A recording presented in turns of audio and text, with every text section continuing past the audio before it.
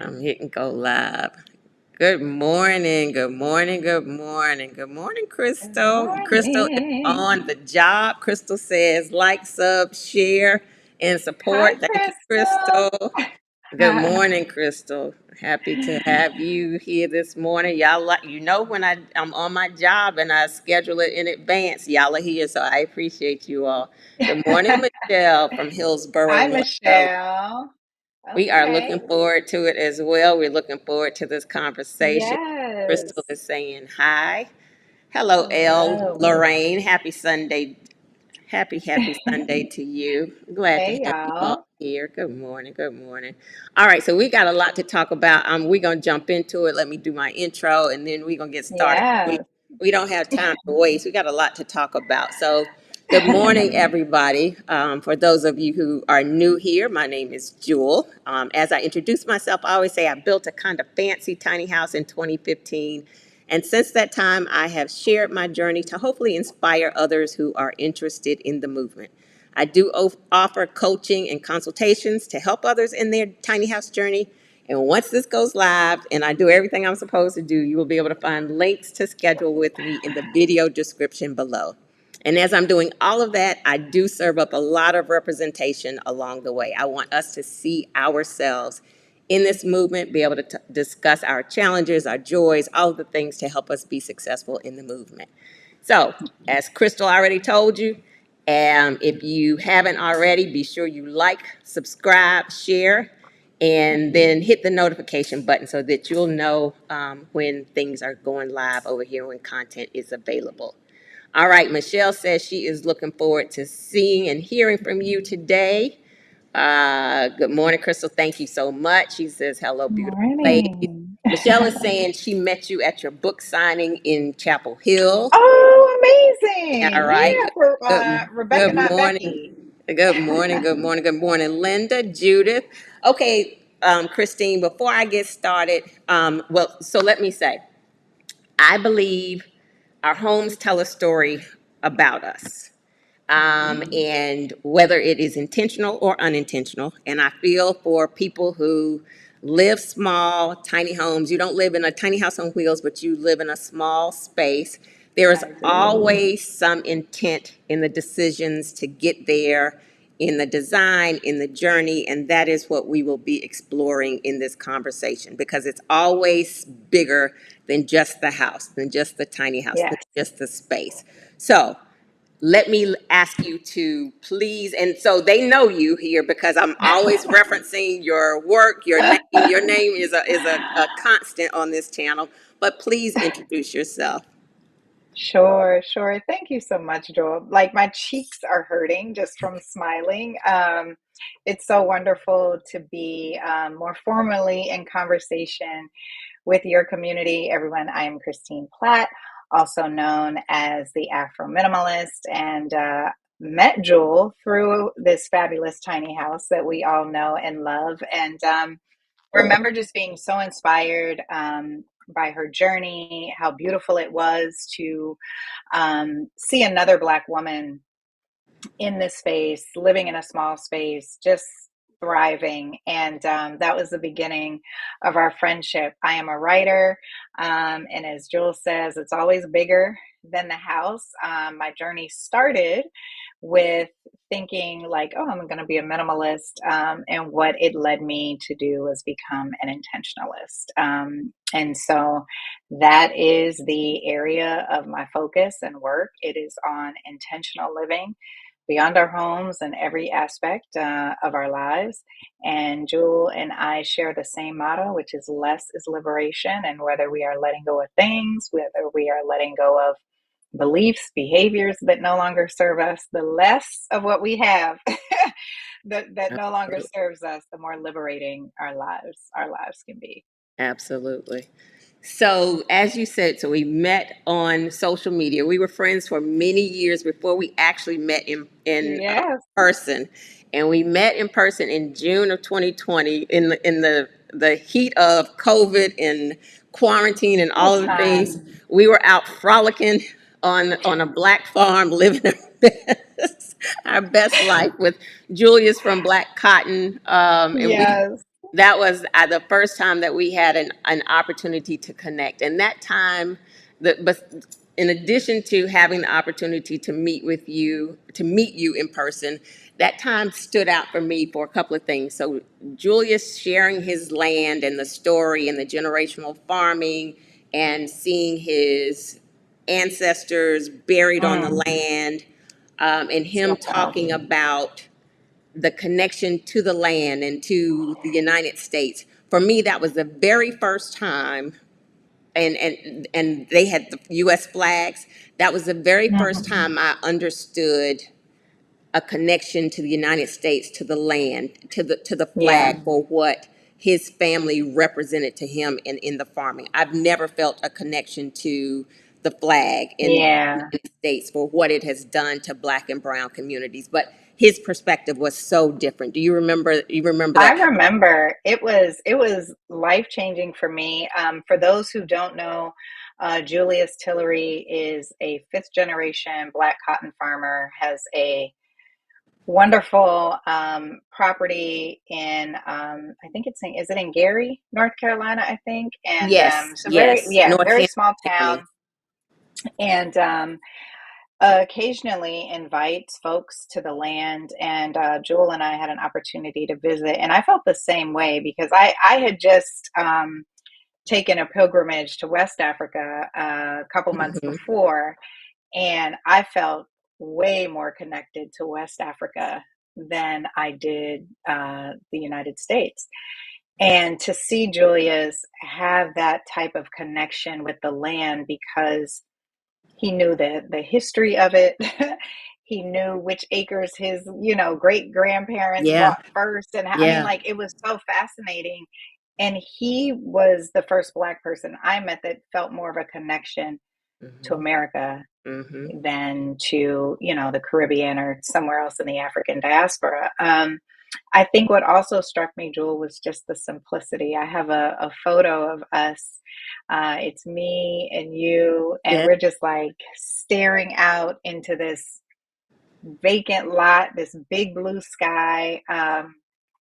And it's just like, I just remember thinking, like, wow, like life is supposed to be so much simpler yeah, than especially what my life was at that time. And I feel like I've been intentional about, again, less and less and less. But yeah, it was a beautiful moment for me too.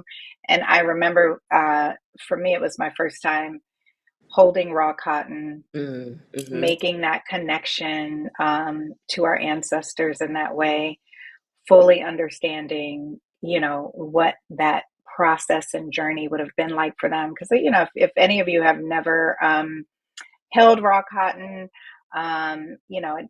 it doesn't look like it does in those nice little cotton bags that we Right, that we get right. at the store, right? And I mean, like, you remember we were holding those flowers, and there were those sharp Thorns. Yeah, pistons. And, yeah, oh my goodness, yeah, yeah. And so anyone, if you get a chance, is a great place to visit. But yeah, that was our first visit in person, and I think because of that, it did connect us on a friendship level in a different way because it was a spiritual absolutely. sort of Yeah, journey there.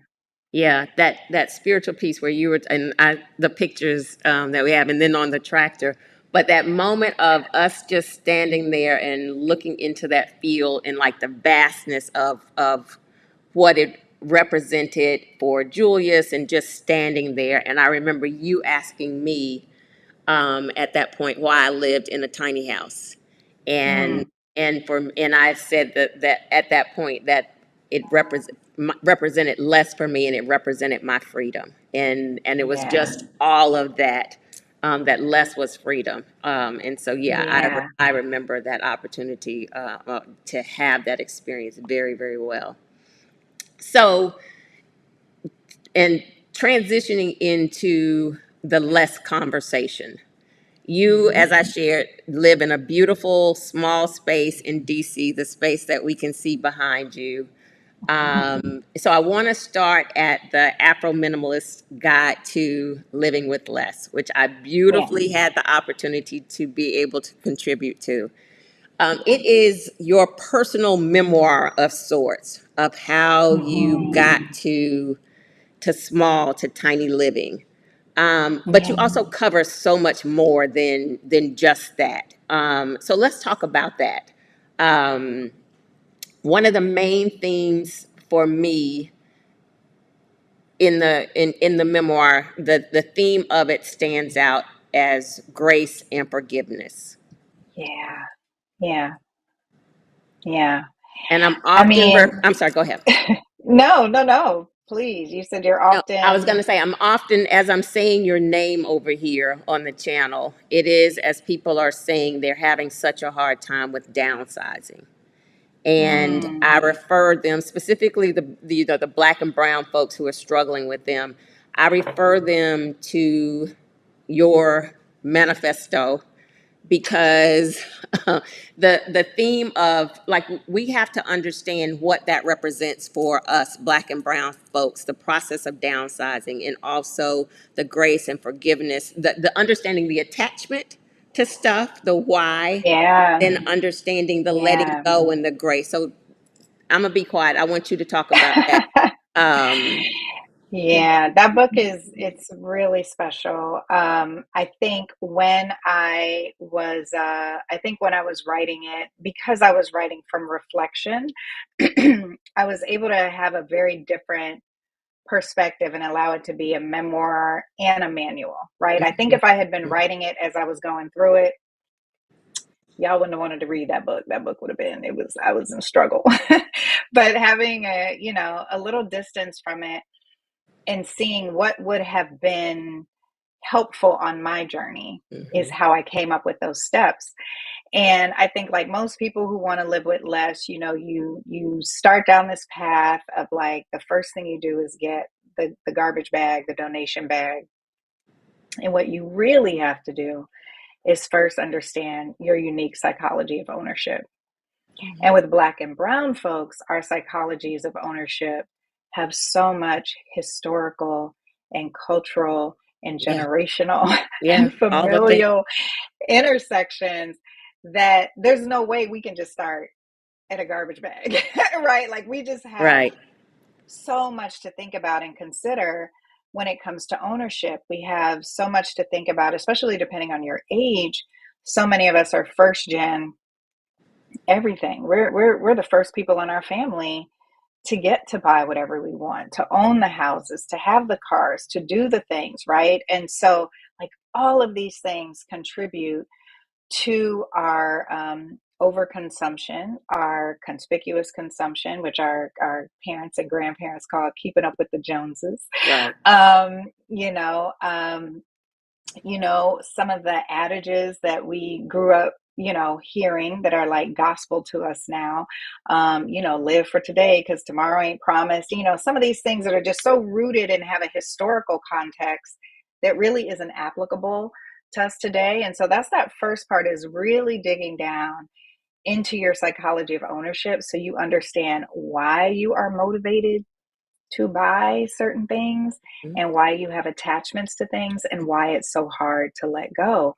And I think it's such an important part of the conversation when we think about Black and Brown folks, or really any marginalized group, because I've heard from all sorts of folks saying, I know that these Black pages in the book are supposed to be for Black folks, but this speaks to my Right. experience. I just think we have to be extra mindful that we are facing and encountering this work through a very different lens than what the overall wellness community can do, right? And when I say that, I mean dominant culture wellness community. And so we have to extend ourselves grace and forgiveness. And not only that, we have to extend that grace and forgiveness to anyone who we feel contributed to our overwhelm, right?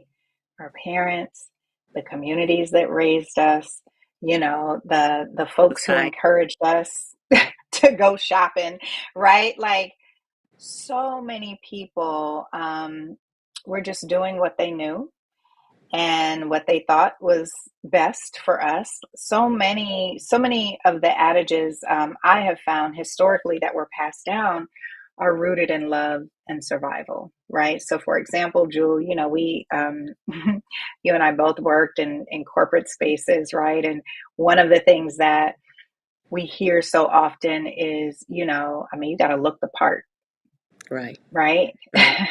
Right. And looking the part I know it put me in debt and had me with a whole lot of expletive that I didn't need, right? But that comes from an era where it was literally rooted in your survival that you needed to look a Right. certain way, to be seen a certain way, Right. in the hopes of protecting you, right? And so a lot of the things that may have contributed to our excess and our lives of overwhelm and overconsumption were actually rooted in survival and love. And so we have to forgive the people who raised us and give ourselves some grace and show ourselves some compassion. Yeah. Y'all, you have stuff in your house.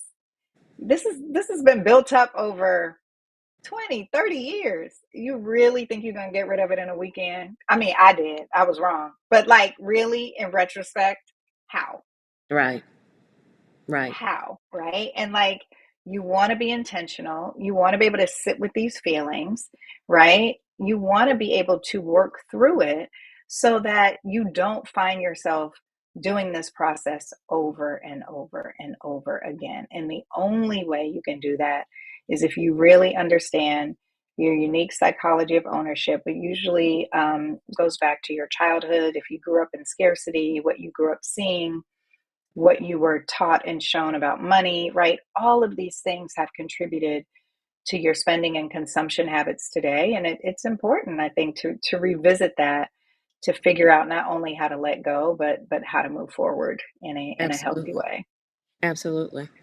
One of the things I find for the folks who try to go in, like you said, and just get the garbage bag and trash it all, they end up causing themselves more harm than good Mm, because they haven't done that pre work that they need to do, and then they end up in depression or not moving forward because they just threw away so much of their life, and then they're lost, and then you yeah, end up going through that cycle again because you haven't healed the things that needed to be healed yeah, in that process.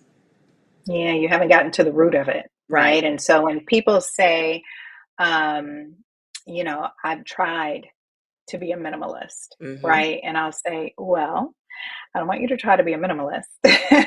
I want you to try to live with less. I want you to try to be a more mindful consumer. I want you to think about your spending and consumption habits and be more present with yourself, right? I want you to learn how to be more intentional.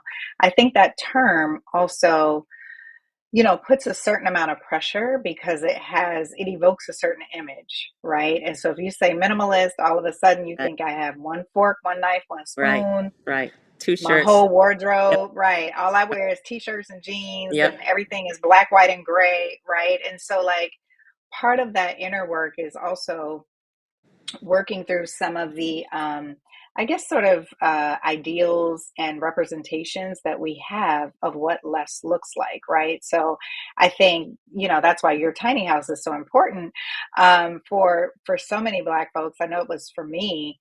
It was the first time I had seen a Black woman having a tiny house that not only was beautiful, but was representative of everything that I love and stand for as being a Black woman, right? And it's just like once we see what is possible, Right. right? And this is Right. again why we have to give ourselves grace.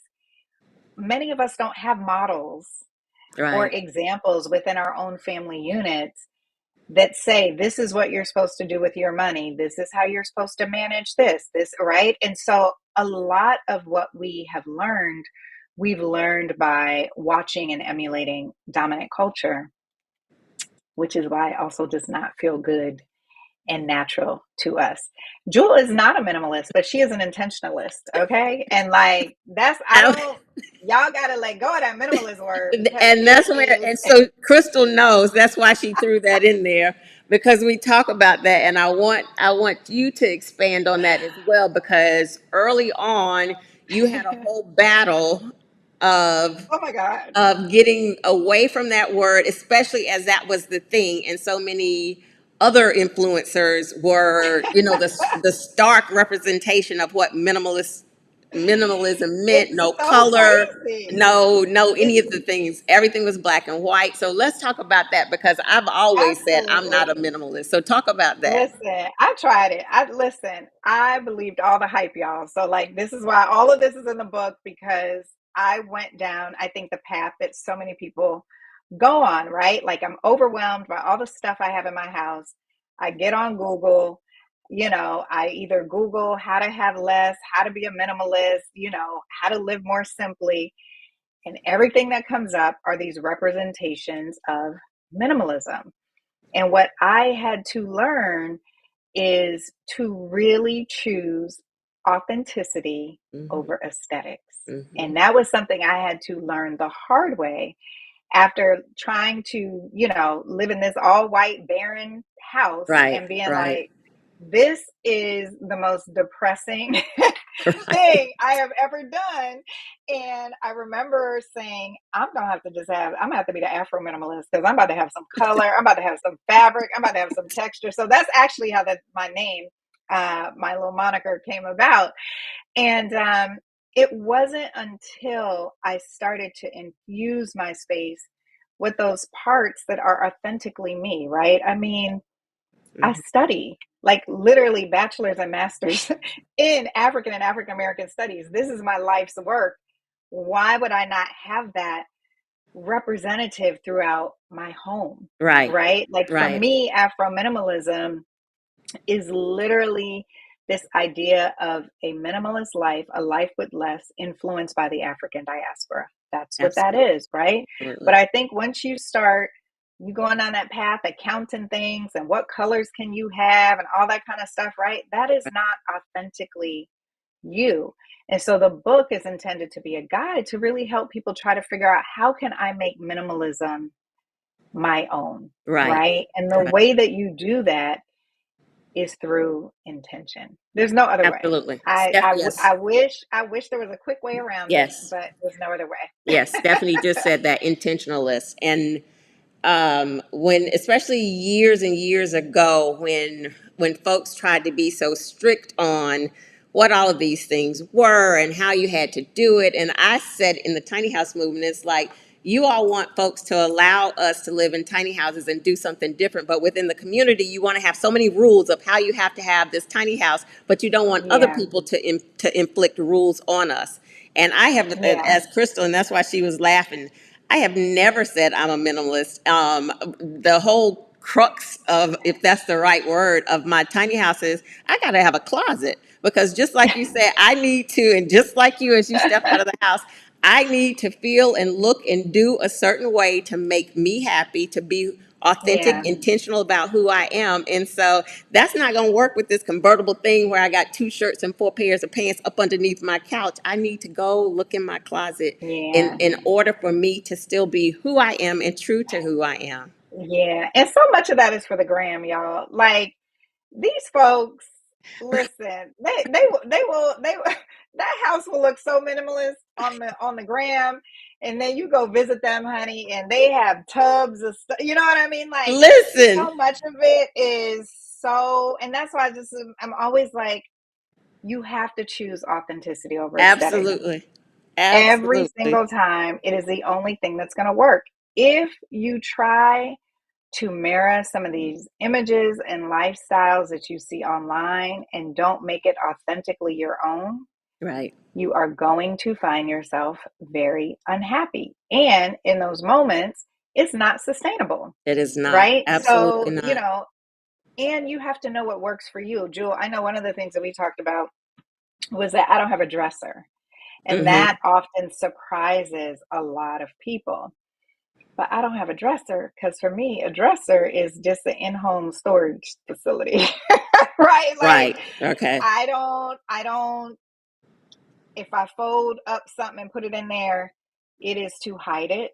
It is not to store it until I'm ready to use it, right? And so like you have to know what works for you, Absolutely. right? So people are like, oh, I love Marie Kondo's folding.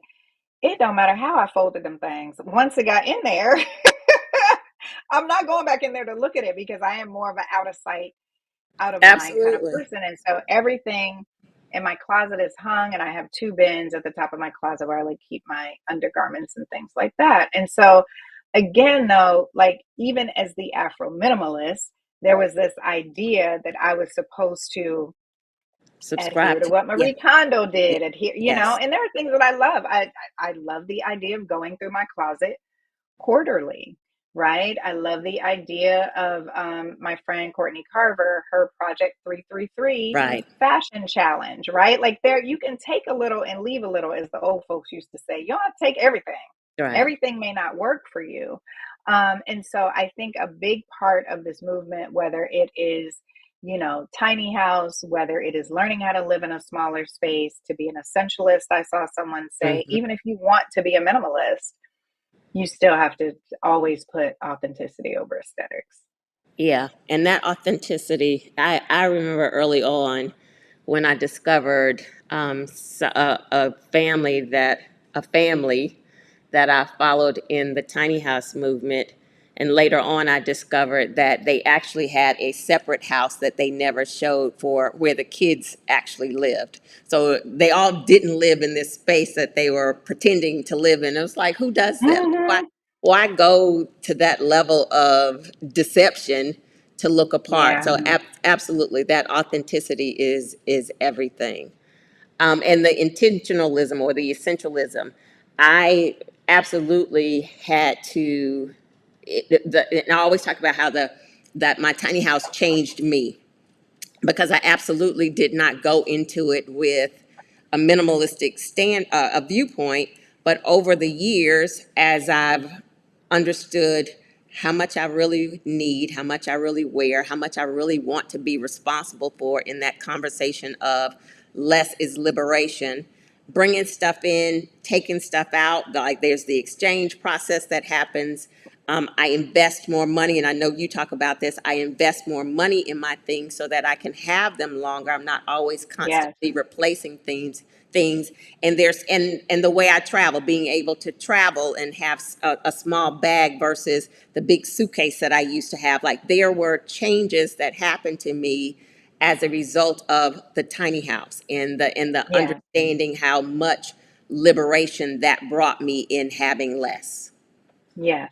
Yes. Same. I mean, it's so interesting. I mean, I feel like I'm still letting go.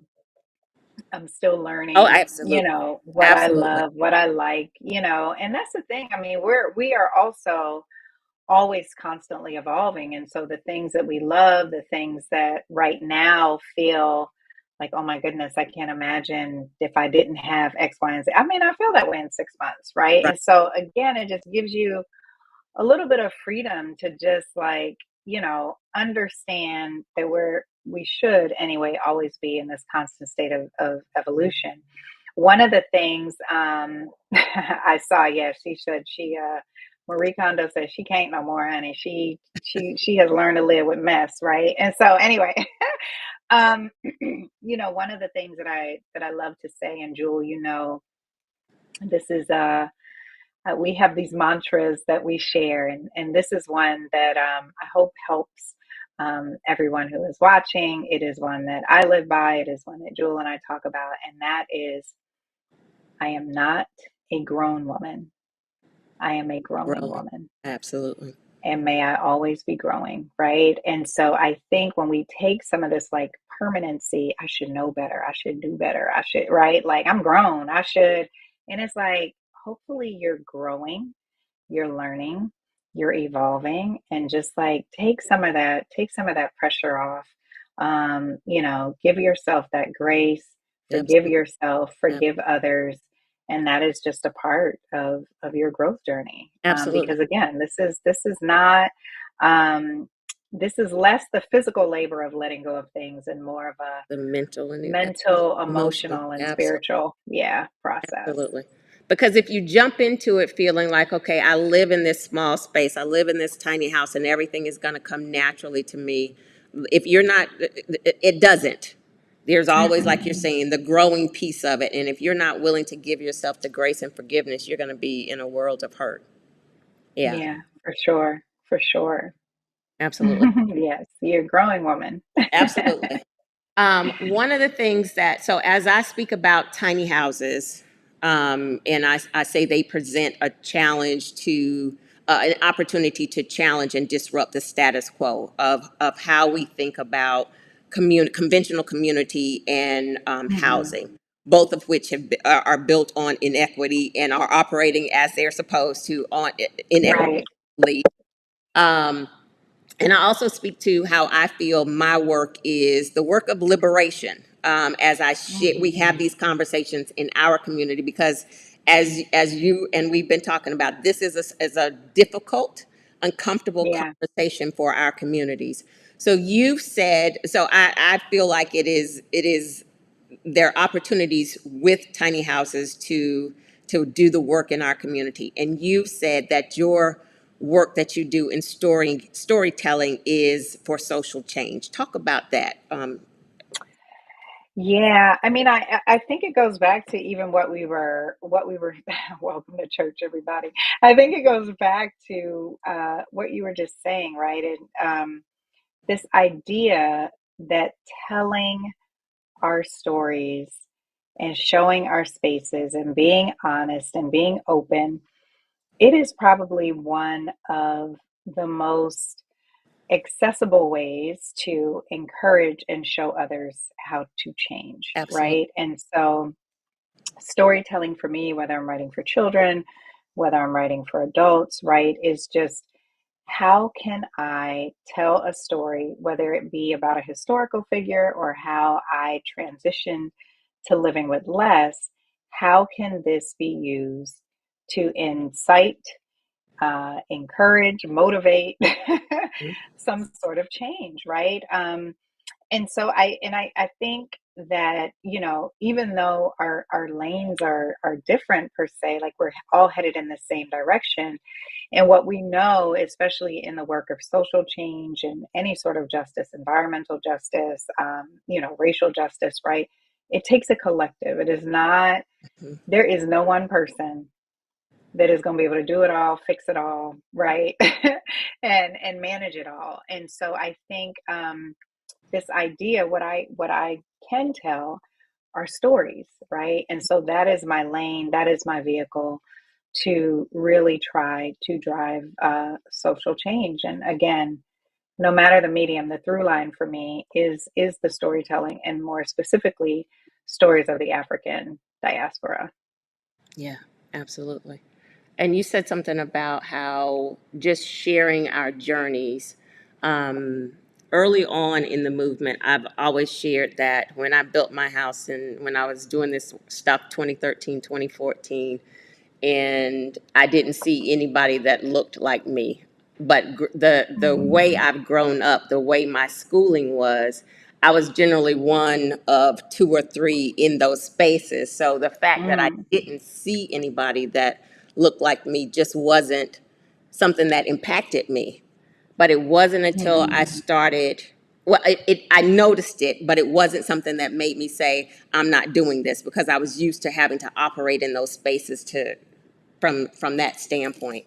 But it wasn't until I started sharing my story and getting out and going to places where other people would come up and say to me, I didn't know this movement was for us until I saw you. Mm. I didn't know I could build a tiny house. And that kind of would throw me off. It was like, why were you going to let that stop you? But that was my mentality. But it became a conversation that I had more and more of people saying, I didn't know I could do this until I saw your story, till I heard what you were doing, or until I saw your house. Yeah. And it was different. And I understood how we do this our way. Yeah. The seeing is important. I mean, when the book was coming out, I would do these interviews and do these IG lives and like really invite Black and Brown folks who were living in these small spaces to like open up their homes. And I remember the first time there was a Black family, they were RVers. Yes, And I yes. didn't, I didn't, e- I didn't even know how to act on the IG live because I had never been in a Black RVer's home. right? And they had kids, and I was like, lift that up, Yes. move that over there. I want I to see, remember right? that one. So Yes. I think that the storytelling is one thing, the showing is another, Absolutely. right? And that's why representation is so important. It's so easy for me to say, here's what you should do. You have to explore, your unique psychologies of ownership. You're going to let go. But if I don't show you Right. what the end result looks like, right? Or it's so easy to say, if you are having financial challenges, if you are curious about home ownership, but feel like, yes, tiny living is for white people, right? Like if that's all you see, that's what you believe. And it Yeah. isn't, and even if you think I could have a tiny house, right? You still, the visual of the white folks' tiny space is the visual that you're going to have until you see Exactly. something different, you Exactly. know? Exactly. And as I, this conversation is, it's much less hard now as it was before in talking Hmm. tiny houses to black and brown folks, mostly black folks, because I've always said we're just a generation or so removed from the mama's house in the country with might have the Hmm. outhouse out here, you got the pump, all of the things. And so as this tiny house movement started happening, and I've said, some of their houses were looking like Laura Ingalls' Little House on the Prairie, where you got to go get the wood and you got to go get the water, and during the wintertime, you got to do store. Like, no, that's not what we want to do, because society Yeah. is saying that what success looks like. It's society is showing us what success looks like. But the difference for my counterparts were they were downsizing from having had the big houses and all of the things. So they were Mm. downsizing. So going backward that way for them was okay.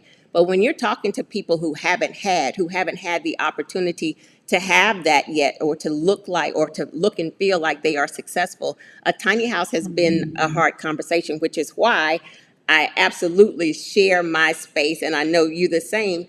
This Yeah. can still be like, I've lived in very nice spaces. I never wanted to feel like I was going backward. That would not have been Yeah. sustainable for me. So I have all of the things just in a smaller space. So like you're saying, we have to show how it can be done, and that process, so that people can really relate to it. Yeah, I just think it's so powerful. I sometimes I'm out. I have cried tears, right? Like families will come running up to me. And they'll just say like, "Oh my gosh, you changed my life." And we've saved this and we've done that, right? And just to know that the telling of my story, the sharing Mhm. of even my divorce, right? And like what how that, I went from being, a minimalist by choice. It was real Right, cute, right? And then I had right, to be a minimalist by circumstance, right? And like sharing that story and hearing from people and they're like, "Oh my gosh, this is so similar to what I went through." Or I'm going through this and I just didn't know how to navigate it. Thank you so much for sharing, right? I just think there's such power in storytelling, but I think that showing part, especially when it comes to lifestyle and yeah, wellness yeah, choices for Black and Brown folks, is so important because historically we have been excluded from right. those spaces and the representation. It just isn't there. I mean, I think social media opened up a lot of Hmm. visibility, but even still, you have to navigate that, right? I mean, like really understanding and redefining what self care Right, looks like, right, right? right. Because the commodified version of self care is just not going to work for us, right? Like I can use all the bath bombs, I can spray all the things and say all the quotes, and then my problems are still there. Like, okay, that was cute. What we gonna do now? Right? Right. Like, I think it's so important to really sit down and redefine and show some of these things for ourselves, right? Like we have to do that. So Yeah, that is my sort of, I'll be on a soapbox about that's that okay. all day. We're gonna be on the soapboxes today. That's what we're here for. Um, okay, so let's pivot a little bit to talk about the new book that you're working on, Less is Yes. Liberation. Hmm. Let's talk about how it started and how it's going, because as you've been sharing, you started out in one direction, and this has taken you in a totally different direction. So let's talk about that. Yeah. Here's the thing about authentic writing, y'all. Like, you can't lie to yourself. Now, some people So can. Wait. When you're some people authentic, can. you can't. Some If you're people can. authentic, you can't. Yeah. If when you're authentic, you should feel challenged by not. You know when you're not speaking truth. You know when it's more like surface. And that's not something that I ever want to do. And so originally this book was we're here for the soapbox. So originally the book was called Less is Liberation, and it was supposed to be about like how to live life on your own terms. And I had like all these little, acronyms, little cute little things. So as I start writing this book, I realized that it is taking me in another direction based on just what I am going through, personally, professionally. And I'm like, there were times, let me just say this before I even get into the new subtitle. There were times that I didn't even feel right working on the book Mm, because I'm like, how you out here telling people to do less and have less, and you're and doing you the over here doing most, the absolute most, most, ma'am, most. the most. And so I asked my publisher and editor for an extension, which thankfully they provided. And the book is now taken on the direction. The new subtitle is How to Find Freedom from a Life of Overwhelm. Mm, And that is where the liberation really lies. And it's what we kind of touched on earlier, letting go of the limiting behaviors and beliefs that no longer serve us. And for me, a big part of that, one of the chapters that I'm working on right now is on selfishness. So, learning how to be selfish, understanding that, selfishness is rooted right. in self-care, or self-care rather is an extension of selfishness. And again, like redefining and rethinking some of these terms through for myself, revisiting where I got such a negative Right. belief about selfishness from. And I think again it's so important to share these stories because the older we get, some of the things that we used to do, our bodies just won't let us do it anymore, Right. right? It Right. really, you start to see physical manifestations of the overwhelm, right? So when I'm younger Yeah. and I'm doing the most and I'm having the most, oh, it's just blah, blah, blah, right? Then I'm older and I'm doing the most and I'm having the most, and the fatigue is different, right? The blood pressure is different, Mm-hmm. right? The stress levels are different. And those manifestations have a way of literally taking us out of here if we're not Literally. careful, right? And so, really wanting folks to, get to the root causes of their overwhelm. What are the limiting beliefs that influence these limiting behaviors that make it hard for you to say no, Mm-hmm. that make it hard for you to choose yourself, that make it hard for you to sit in the comfort of being disliked? All of these things, really getting to the root and core of it, because that is what it means to choose yourself. That is what it means to live with intention. Mm-hmm. And there's no way that you can just be intentional with your home and what's in your wardrobe and all your little things and not have it trickle into every area of your life. And so that is what happened to me. You know what I mean? Like it started with my things, Right. and then I'm like going down this pathway, like, oh, I wonder how it would feel to be intentional in every area of my life. And then it's like, Boom. Right. Right. Right. then Absolutely. I just got smacked all upside the head and really had to, grapple with my people pleasing, which, by the way, people pleasing can be not just doing, but also not doing. So I want to make that clear. Really, again, like I said, grappling with selfishness, this idea of like is my therapist recently had told me, she said, you keep wanting to go through life with this 100% satisfaction rate, right? And she said, Mm, not only is it impossible, it's it dangerous. is unnecessary. She said it's unnecessary. Mm-hmm. She said, it is okay to be disliked. It Mm, is okay to sit in the comfort of being disliked, right? Like if you want to get away from the people pleasing, folks are not going to like you. And I was just like, oh, I thought I was finished with that chapter. Now I got to go back again. I got to go back again. And so, and I think it goes back to what we were talking about earlier, this idea that we are always growing, right? So if I'm sitting there and I'm like, I'm a grown woman, I know everything there is to know about, right? Like I will miss out on some valuable lessons. And so the intentionality is really,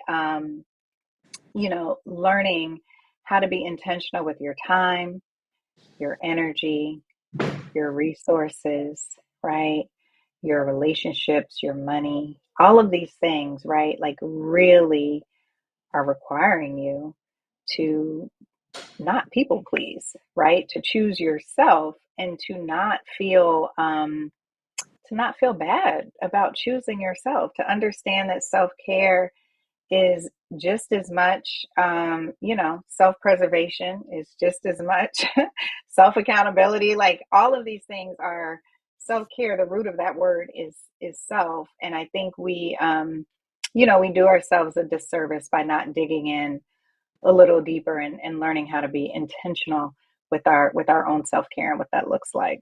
So that's the new book, y'all. It is dragging me. It's gonna drag y'all, but it's gonna drag us all to a really good place right. um, of caring for ourselves, right? And it took me, you know, going through a really rough breakup and a relationship where all I was trying to do was help this person be a better person, right? And at the end of the day, that is not my job or my responsibility, right? It took Yeah, professionally going through some challenges and saying, like, man, all I was trying to do was help, right? It's right. like, care about yourself. You care about yourself. And Joe, I think I Little told girl. you little girl, when I was working on we spoke a few weeks ago when I first started working on that selfishness chapter.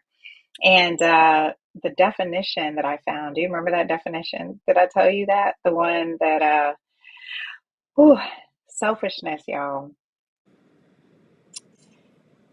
Yes, there is the term that the definition that we are all familiar with, which is, like lacking care and consideration for others. It's like all this Mm-hmm. negativity.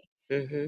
But then there's this definition in the Oxford Dictionary, which is being chiefly concerned with your own profit and pleasure.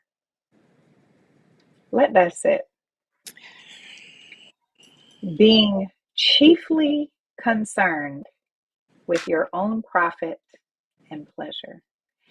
And having that reframing has been so powerful for me when I go to insert myself, because oftentimes that's what people pleasers do. Ain't nobody asked me to do nothing. Absolutely. They came to me and they just talking and telling me their story, and here I am inserting myself, right? So as I go to insert I'm like, be chiefly concerned with yourself, girl. Be chiefly concerned with your own profits. Be chiefly concerned, right? Like, Right. but it took really sitting with that and seeing how detrimental it has been throughout my life, relationships, professionally, because I think even if you're successful, it doesn't mean that these things aren't happening, right? And so I Right. think that's another reason why it's so important to share, because someone would look at me and say, like, but you're so successful, you're a Right. successful author, and you know this person, and you do that, and it's like that's not what this is about, right? Like it is about a knowing within myself that I am not living the life that I want and deserve. I know it doesn't matter what I can manage. I know that I am always in a space where I need to choose self, and I can look over the course of my life and see where I did not do that, right? And it took going through a health challenge related to stress. Yeah, we're gonna talk about that. It's Yeah, been, yo, yeah. yeah. Oh, wow, we have 10 minutes. Okay, sorry. No, honey, we We look, we stay on here just talking until we have to go. So if you got to go, you let me know. But we just talk. All right, We I'll just stay talk. on Ain't nobody gonna as much as shut it I off. can. I mean, Um, I got a book to you got write, but stuff to do. I'm gonna definitely stay on a little more because I wanna I I, definitely wanna. You said we're gonna talk about I this just want to health stuff. dig Yeah, let's into that a go. little bit more. So we've had lots of conversations over these last few weeks as you're writing and discovering um, similarities in our major life changes. Hmm. And the epiphanies that some of the epiphanies that you've just been speaking about. And that's kind of what I want to talk about in these last few minutes of this conversation, because you and I, and you alluded to it, you and I both have shared about health concerns and how we've, and my channel knows I've shared all of the details, but Okay. the things that we hold on to within ourselves, that behind the scenes you're going through all of these things, but on the front side you look this way. And then Hmm. something that we could and should be sharing to help others going in this process, because you're headed into this path of to your own detriment. So I know you've left a job, all of the things, because you had to do that prioritization. Yeah, yeah, and I think it's especially important for Black and Brown folks, and specifically Black folks. And again, the last few jobs I worked weren't the only stressful jobs I've had in my life, right? I think it was the culmination, Culmination, absolutely. right? It was the culmination over years. So it's not like I can pinpoint and blame it on one particular job or one particular situation, because collectively, I had not been caring for myself over the course of my career and really putting the needs, the deliverables, whatever, right, of whatever organization I was working with over myself. And, a few things I want to say. Number one, it's just a job. It's not your job. It's a job. It's Mm-hmm. not your job. It is a job. And we were talking about reframing earlier, and that is very important, right?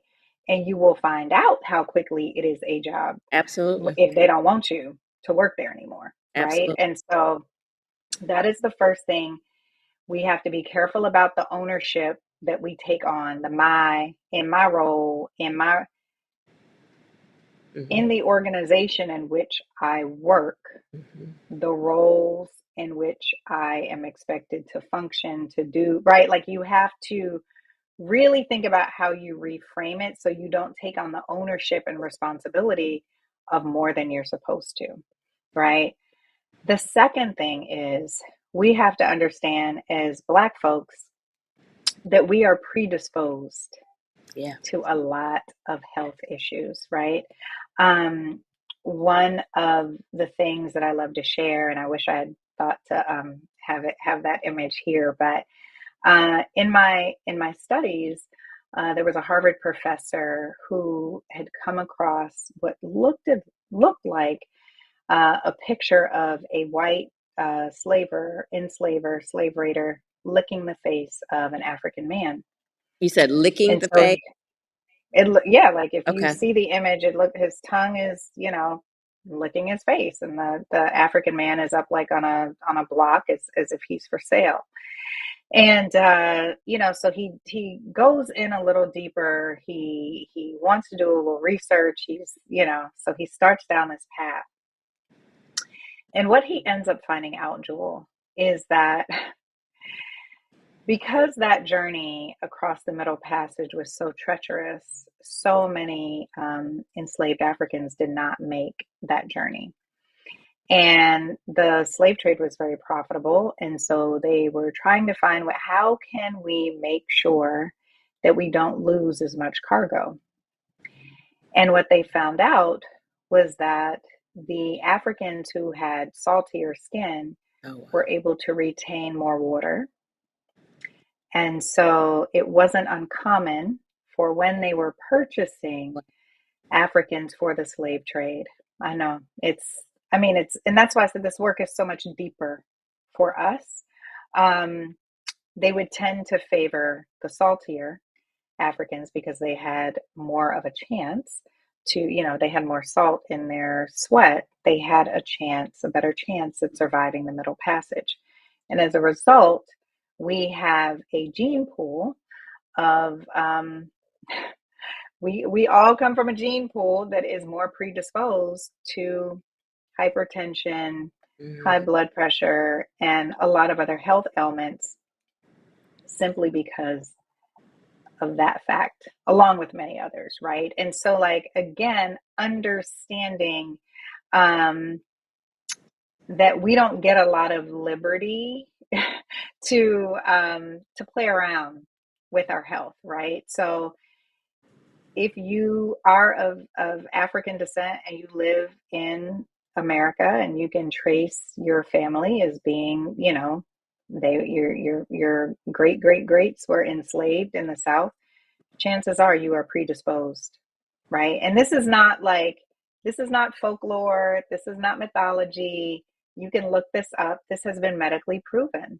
Wow. And again, Joel, I'll text you the name of the Harvard professor because I know folks are going to want to do research.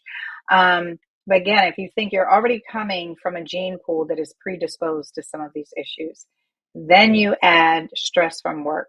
Then you add the stress of just being Black in America. Then you add the intersections of womanhood, whatever your sexuality is, right? And it's just like, it is so overwhelming that you are literally you haven't even done anything yet. Right. All you did was wake up. Exactly. Right. You And just here. we have these moments, and I remember definitely when I worked in law, like I would go to bed. I'm like, I'm gonna go to bed early tomorrow. So I can get up, and I would wake. I'm like, how am I waking up tired? I literally slept for 8 hours. Yeah. Why am I waking up tired? Yeah. Because it is so much more, right, than just me getting good sleep. Yeah. I have to be intentional about everything that I do with my time, with my energy, how I'm managing these relationships, what I expose myself to online, right? Like all of these things are contributing factors. And what we have continued to see is that the demographic of us who are, suffering and dying from a lot of these health ailments is getting younger and younger and younger, right? These are perfectly healthy looking men and women who are having heart attacks, who Yeah. are having strokes, who are having high blood pressure. I mean, I told you, Jewel, when they tested my blood pressure, the doctors, wait, we got to do that again. Like, there's no way. And I feel fine, by the way. At least I think I do. I feel fine. And this is also part of the problem. It has become such a constant and just daily way of life for us. I didn't even know I was Yeah. literally at stage 2 hypertension. Yeah. And Yeah. they're like, are you okay? And I'm like, I feel fine. They're like, Right. well, we want to take it again. They take it 2 more times, and they are trying to decide, should we send her to the ER? Like, is she a stage 2 hypertension? Y'all can see my wrist. All the whole weight, all y'all, none of that matters, No, it doesn't. right? You have to care for yourself.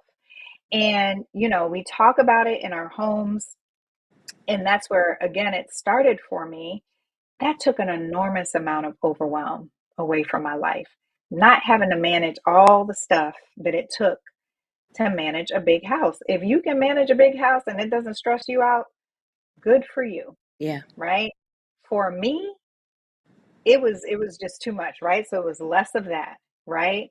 And then it was, well, let me think about my working relationships, my friendship dynamics.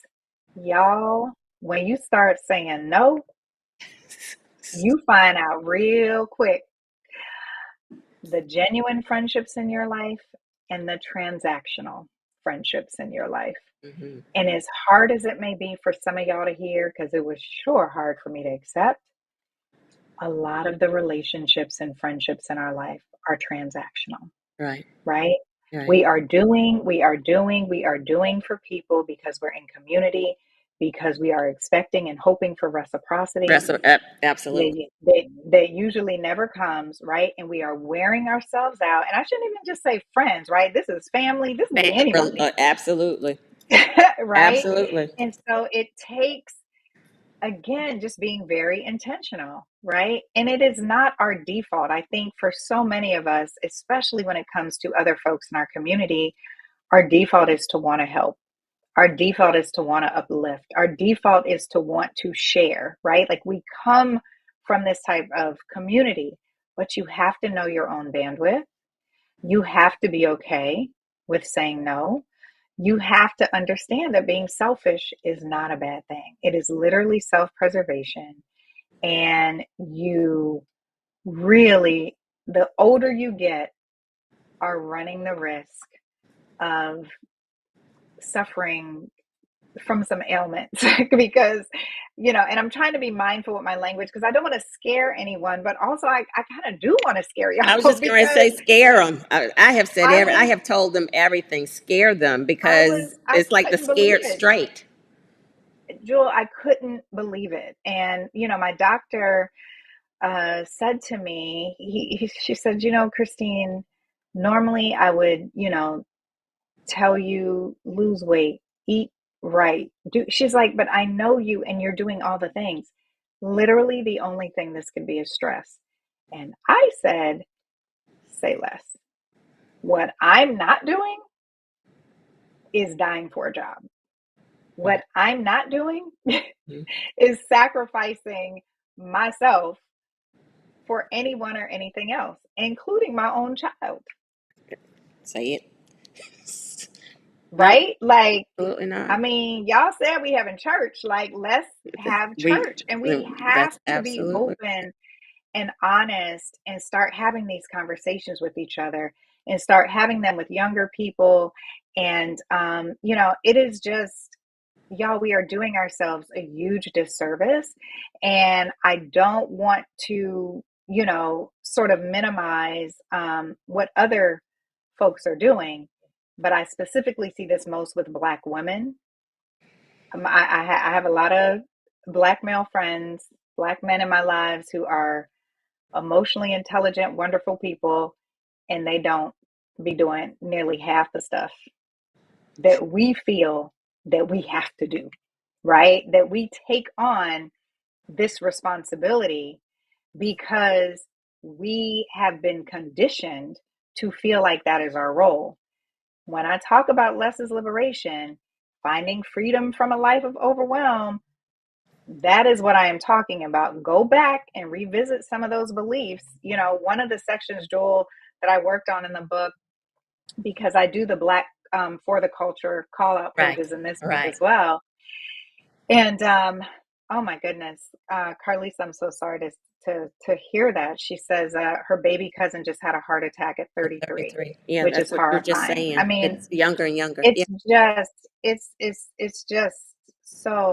just so sad. And I think, again, we have to have these conversations. We have to be open to sharing our truths. We have to go back to visit some of these adages. The one that I was going to share that I recently worked on in For the Culture is this whole idea of Black aunties and play cousins and all this kind of stuff, right?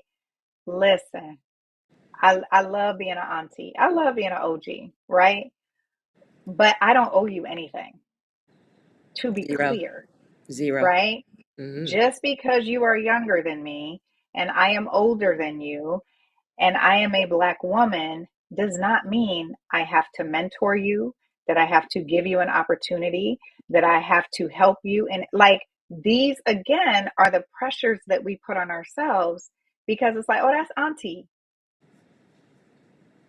Girl, you are a stranger I met on the internet. You know what I mean? But, and I can say that now, Joel, but I subscribe to that. And I would be out here trying to help every little Black child that came my way, right? And what I get to do now is be intentional about the people who I do help, right? Maybe it's not a stranger, maybe it's my friend's daughter, right? Maybe it's a young person who I see value in, who I reach out to say, I see something in you and I have the time and space to help, right? But again, a lot of the roles that we prescribe to ourselves as Black women put us in this position where we feel ownership and responsibility for things and people that Right. are not ours. Right. I'm gonna stop right there. I already know it. I already know that chat is lit up. Yeah. Right. Right. I think that people pleasing part and what you feel like you have to do to the expectations, that is still a struggle for me to understand that I'm obligated to me first before I put Yeah. myself out.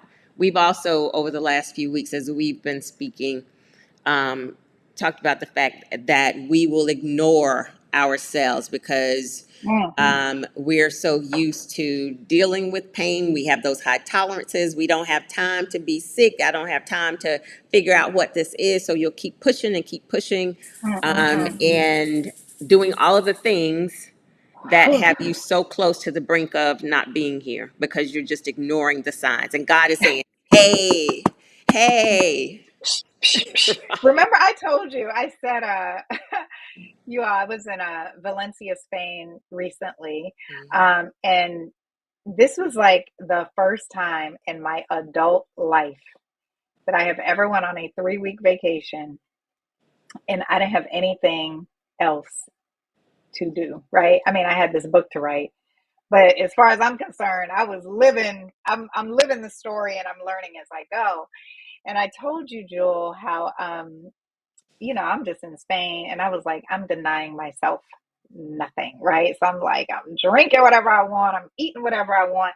I'm also stressed. I'm, just leaving a role where I was ED. And that's the other thing, like Black women, we are always in these leadership roles, right? That Right, are, doesn't matter what the mission is. It doesn't right. matter, like just Hey, be, pick you me. can be I'm in going to a, do it. Yep. but you can be in a happy, healthy organization and it's still a demanding role, right? So I just want to be clear about that. And so I'm, coming down off of that.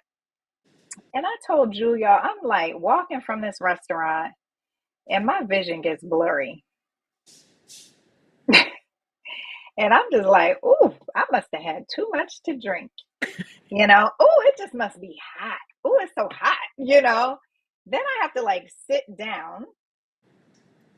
And then I'm like, this is crazy. I've never felt like literally still in denial. I had this conversation with Jewel 2 weeks ago, by the way, and she was like, girl, you might have been on the verge of a mini stroke in Spain. And I was like, Yeah. and I told her, and I did go to the doctor actually this past Tuesday and was happy to report Yeah. back to Jewel that Yeah.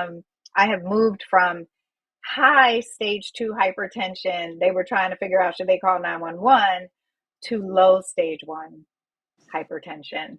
And I cried in the office, like, they took it 3 times, came back in, and they said it looks really good. I was like, what? They were like, it's gone down almost 20 points, almost 20 points, Yeah. which is crazy to me, that prioritizing yourself for a month and And also caring taking for your yourself meds. Wait, wait. and taking your meds, Okay. yeah, like all of these things can just help bring it down, Yeah. right? And also to be clear, thank you. Also to be clear about the meds, because, and the reason I mentioned all those other, I don't want people to think that it can be just the meds. True. True. right? Like you have to It's make the collective. a, Mm-hmm. it is a collective, it is a lifestyle change. When they offered to put me on the meds, lowest dosage, Mm-hmm. right? Are you willing to make lifestyle changes so you don't have to be Mm-hmm. on a higher dosage? Yes, I am, right? I'm willing to start exercising more. I know I write, I sit down, 90% of the day. I'm willing to get up more. I'm willing to eat. I'm willing to stop drinking. Like, you have to be willing to not only live but love yourself enough. Does that make sense? Absolutely. You know what I mean? Absolutely. Like, you have to, this is about loving myself. This is about people being big mad about choices that I'm making for For myself. yourself, right? I'm gonna also say this. Dang, I got a lot to say. What time? Okay. Let me just say this.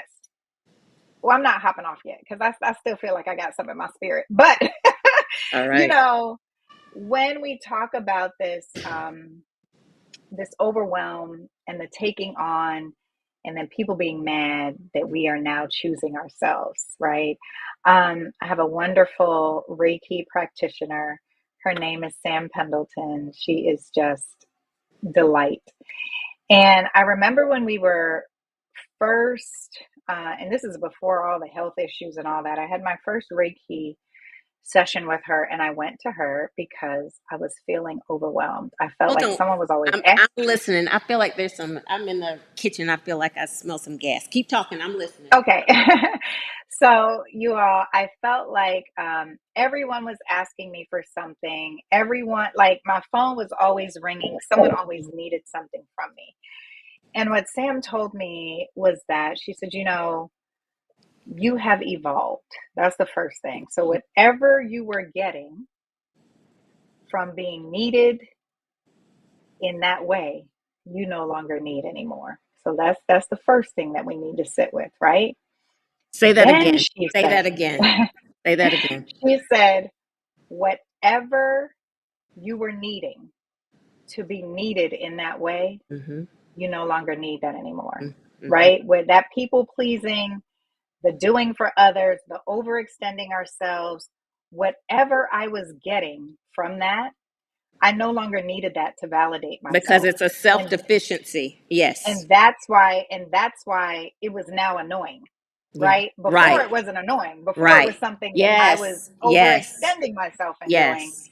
Um, but now it's annoying. I said, I just don't understand. Someone's always asking me for. Yes. And so she said, well, that's the first part. And so she said, you're gonna have to manage these relationships. But Jewel, this is what I want to tell you. Whew, I am so grateful to have people in my life that hold me accountable, that help me become the best and better versions of myself season after season. Because she said, as you are managing these relationships, as you are letting a lot of these transactional relationships go, as you are working through and processing and grieving, Yeah. right? Yes. All that this is going to entail, she said, I'm going to need you to have some grace for those people. She said, because you created those monsters. Yeah. Yeah. We create Yeah. those transactional relationships when Mm-hmm. we don't have boundaries, when we don't stand up for ourselves, when we say yes, when we want to say no, right? Listen, and Teresa, I see your comments. So as a mom, I was doing that every day, all day for you. Listen, this is what we see. This is what we emulate. If we don't get off autopilot, we will keep doing it, Right. Or unless we right? heal that deficiency too. But you have to get off autopilot to do Yeah. it, because to your Yeah. point, we're so used to it that I could be in Spain with blurred vision, walking down the street, about to faint, thinking, oh, it's just hot out here. That's crazy. Yeah. We have normalized, Yeah. we have normalized what is not normal. We have normalized stress levels that are not normal. We have normalized overwhelm. We have normalized allowing ourselves to be used, to be siphoned, right? We have to literally pause and learn how to care for ourselves. That is self care, right? Less is liberation because it is rooted in self care. It is rooted in prioritizing you.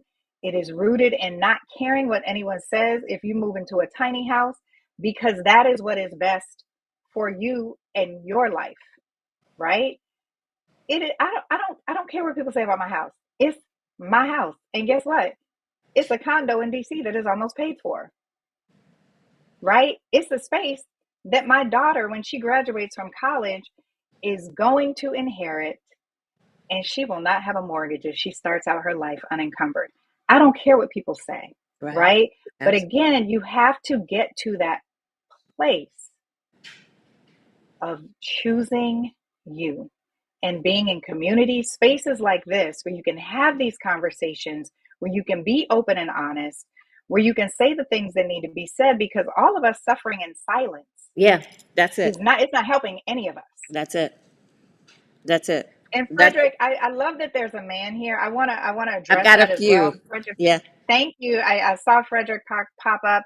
You know, we need the men in our lives to hold us accountable as well, right? Like we y'all, you know, and again, collectively as a people, this is normalized, right? So I don't want to make it seem like it's just women. Individual. Yeah. Men grow up seeing their mothers, their aunties, their sisters doing and doing and doing and doing, right? Like it is okay to just tap us on the shoulder and be like, it looked like you're doing a lot. Sometimes just somebody telling me, Yeah. like, girl, you Doing need the to slow that. most. Have You're several. doing the most right now. And I'm like, oh, I didn't even realize it, right? And I think having this, we always have the support of our sisters, right? But I think, you know, having the support of men in our community, stepping in, knowing that some of us don't even know how to ask for help. That is something that I am learning, and continuously learning, right? Like Yeah. the women in your life may not even know how to ask for help, because again, as we were saying, it has been so normalized for us to do all the things that we don't even know how to ask for help. It is okay to insert yourself, Or it's right? And uncomfortable just say, to ask to it's uncomfortable because you've always been that person that people come to for help. And yeah, I've also shared that, like in this journey of experiencing the stroke and two surgeries, I think people see me and I look okay. And so she doesn't need anything. They don't consider I am still dealing with stuff, or that there's so much emotion and mental things associated with all of this journey that you don't get. It's just get yourself up, pick yourself up, dust yourself off, and keep going. yeah. And there's And not a, yeah, it's not healthy. It's not healthy. And to be clear, 99% of Black women are going to look well. That don't mean we absolutely, are well. absolutely, Right? You know, I absolutely, think I think that's such a big lesson. And I'm sure, you know, a lot of your friends and followers and, you know, folks who love and support you were shocked. I mean, I was shocked to hear about your health challenges. I know I was shocked at I told you, like, I didn't even want to start the medication. I was like, there is no way. There is no way. So that's it, why I was over there in Valencia almost having a stroke, because I didn't want to take the medicine, right? Like, we're just in denial because I look okay, yeah, right? Black women gonna always look okay. This is yeah, this is our blessing and our curse, right? And so looking at us is never the litmus test, right? Like, you need to ask, we need to check in with each other, we need to hold each other accountable. I mhm, remember even when I went to the doctor on Tuesday, right? Like, you didn't know I hung out with my mom after, but you didn't hear from me. And so you text me, hey absolutely, girl, can't wait to hear absolutely, how that doctor's appointment. absolutely, absolutely. Right? And the accountability in that was, number one, I know you better have taken yourself to Have that gone to doctor's the appointment. doctor, And absolutely. number two, I need to hear the results. Hmm. And that is what loving accountability looks like. And for me, I am learning that I just need the genuine connections and genuine friendships Absolutely. Just by the nature of who I am, there is going to be some transactional exchange because I love giving, I love helping, I love being of service. But what I understand is everyone is not worthy of that, everyone is Right. not deserving of that. And I need to be in community with people who will love me regardless of whether I have a transaction to Exactly. give you at the Yes. moment. Yes. Oh, Crystal's husband says he feels so validated when you said, listen to others, men telling us we do it. They be trying to help us. Yes. They try to help us. My ex-husband is one of my dearest friends now. And he would try to help me so much. Let me go to the grocery store. I don't know, I got it. I'm gonna go to the grocery store, right? Let me do no, I got it. Let the man have it, right? Yeah. Can you read the last comment that was just on there? It was It's Wayne. oh, He's saying, Regina as a man, Wayne. I'm Okay. quiet and listening to you, the sisters, as I am on my own way as a melanated man in America, becoming self-sustainable. He's got a Yes. solar journey and things that he's working on. So absolutely great I conversation. love that. And I mean, our black men have to take care of themselves too. Absolutely. One of my dear friends, Randy, he's a fellow writer. We recently had a conversation at my daughter's 21st birthday party. I still cannot believe she's 21. That's a whole nother YouTube conversation for another day. We're having this conversation, and I told him about what happened in Spain, and he also had a mini stroke, a survivor of a mini stroke. He told me his experience, and he said, what was so wild was when he was in the hospital. He said there were at least five other black men who were in there. They were all in there for the same reason, from stress that had, for some of them, it had been mini stroke. For some of them, it had been a full blown stroke. And I think at the time he was in like early 40s. And he said, he had gone through a really rough breakup. His job was driving him crazy. He was a teacher, he had family stuff going on. And he said, before you know it, he's driving down the road and his vision just kind of slants, and then he can't talk, and then and he Oh, that's and yeah. from that day on he prioritized, like after going through that journey and thankfully coming out on the other side, much like you, like really prioritizing his whole health. And Randy will go missing. Randy gonna take care of himself, right? Now if you text Randy and you're like, it is an emergency, Randy will hit you back. But if Randy is in the middle of not taking care, if Randy is in the middle of taking care of Randy, that is going to be his priority. And that is how it should be for all of us. And I know as Black women, oftentimes we complain about men being selfish and men, right? All they doing is taking care of themselves, and Taking they care of showing us how to himself. do Yeah. it. They showing us how to prioritize themselves. Follow suit. They gonna go to the gym Right. before they add, Right. before, right? And I used to be so angry, at my husband, but at the end of the day, it's like he was prioritizing himself. And I was too young and naive at the time to know a lot of what I am sharing now. But again, as we were talking about earlier, Jewel, it's why the storytelling, the showing, and these conversations are so important. So I just thank you so much just for even having me on. I'm gonna have to come back as a. I want to be in the comments. I want to be in the chat because It what goes a down what in a the beautiful DMs. community. Yeah, what a beautiful community. And I just think, all of us, as we're on our, individual journeys, that we understand that yes, there's an individual responsibility, but there's a collective responsibility as well, and we gotta do a better job of not just holding ourselves accountable, but the people who we love, the people who we whose relationships that we cherish.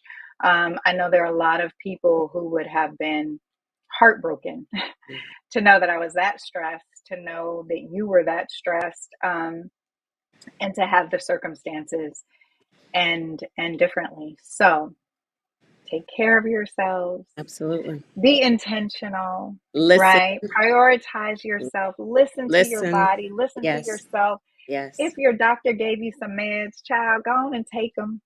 You know They, what I mean? and It doesn't mean just to the medicine, like we are often an anti-medicine culture. I hate taking Hmm. medicines. I have more prescriptions right now than I'm comfortable with. But I also Yeah. know my intent is to heal myself so that I can lessen my dependency on these medicines. But right Yeah. now, I have to take them to regulate all of the things. And the Yeah. listening to and the doing and the all of that is so important because I've shared with you like that dizziness, like that stands out for me because even when I went to the emergency room, they could see where I'd had, apparently, we're having mini strokes all the time. Oftentimes, when you're Mm. feeling that strong dizziness, you have no idea that you're having a mini stroke until it becomes a major thing. And I just Mm. think about, and I share it with you how I'm outside, I'm dizzy, I stumble in the house, I'm sitting there, I can't do all the things. And when it broke, Hmm. I still was going to get up and take a shower before I took myself to the emergency room. And I think God said, Lord have mercy. Girl, Let me tap her because she's what is just it not gonna take? listening. And so then I had to get dizzy again. And then so I was like, okay, now I'm calling 911. But I was going to take a shower, pack a bag, because I needed to go, all the things. And it's the Girl. listening. It Yeah, is the listening. And I we have have to listen to reprioritized ourselves. that. Absolutely. Go ahead. I'm Yeah, sorry. and listen to each other, right? I think you know, as we've been in conversation, especially these past few weeks, you know, like really listening to what you're telling me, right? Really listening to myself, my body, right? Someone, yes, child, go ahead and find something else. I used to work for Absolutely. that federal government.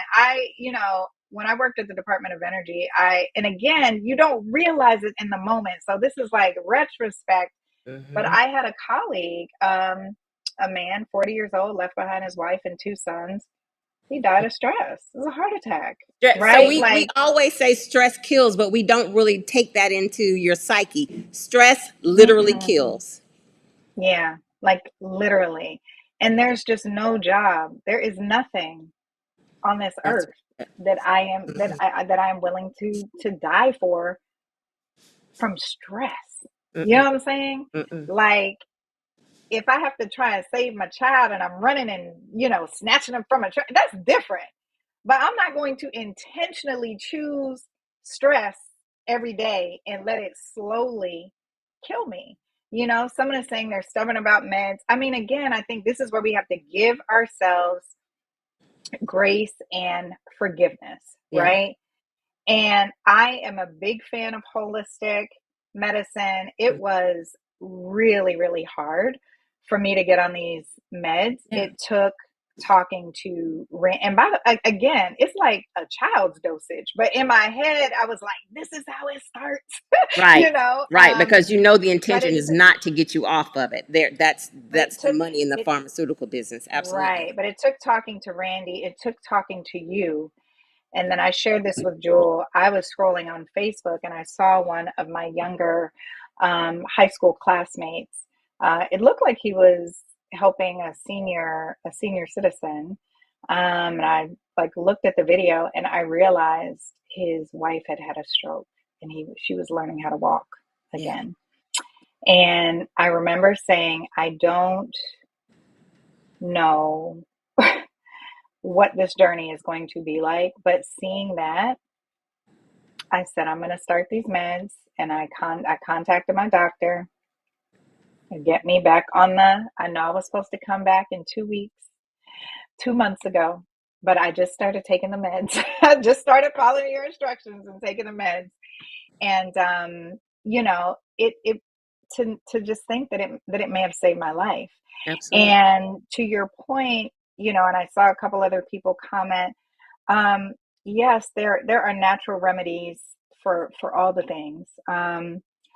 I did not have the time Right. nor the wherewithal, nor was I aware of how much time I had to go find them. Right. So sometimes even getting on the medicine And buys you going there. time. Yes, I'm yes. going to see a holistic specialist here in the DMV who I know has personally reversed one of my dear friends' diabetes.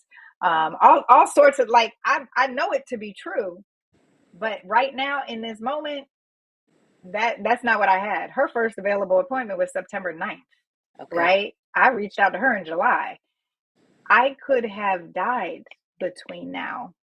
Right. and then, Right. right? And so, again, you can ask for the lowest dosage, you can ask for as much information. You can ask, how does the wean off process work Absolutely. before you even get on it? Like, there are questions that you can Absolutely. ask, but to not take meds because you are resistant to medication, which again, historically, generationally, culturally, is something that we struggle with. Hmm. Y'all, we have to get over a lot of our limiting beliefs about things that can be saving our lives. And I think I'm gonna end there because otherwise I'm gonna be in We're church gonna be with y'all here. all day. And it's 1:30. I want to finish writing this book so that I can come back on here and talk about this book. Um, Joel, I love you. I adore you. I so appreciate everything that you do for our community, that you do for us, the lessons that you teach from having a tiny home, building a tiny home, what freedom can truly look like. I appreciate you being a dear friend who holds me accountable, Absolutely. It's who mutual. champions and celebrates me, right? Like, I think you are a model of what true and genuine friendship looks like. And I just want you to know I appreciate you so much, and it was an honor being on your It, series it was today. And it was an thank you honor to everyone have for you. joining me. Two before you go, two things I want Yeah. to speak to. So Michelle, I saw your comment many comments ago where you said being black is exhausting. I want to correct that because it is not the blackness that is exhausting. It is society. It is racism. It is all the things, like we're talking about medicine. We also know medicine, the trials for medicine is it's predominantly white men. So oftentimes we don't even know the effect of medicines on our body because we've not been considered as they're creating these medicines.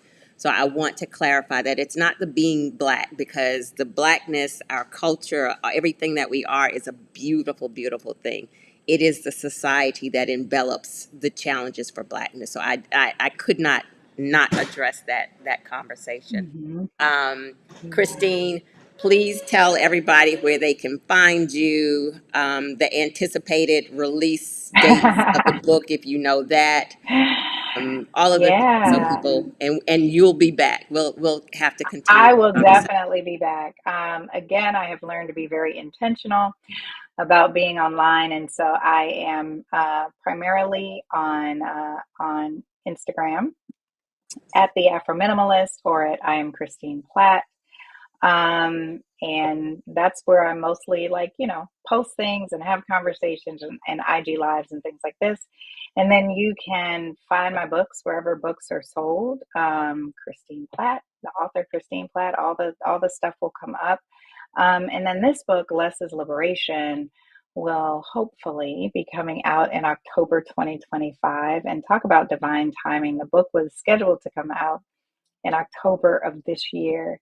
And we Mm, already know there are so many things competing with our attention right now. yeah, And it's something that I really want us to be able to focus on. And I think is going to invite a whole nother conversation when we hopefully have our first Black woman president, because the expectations that are going to be placed on her are going to be very different.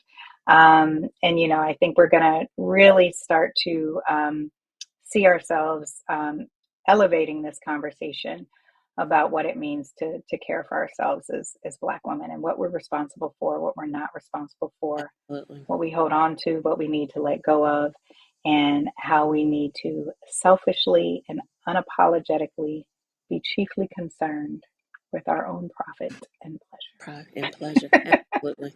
Thank you, darling. Thank you for Thank a you. beautiful Enjoy. conversation.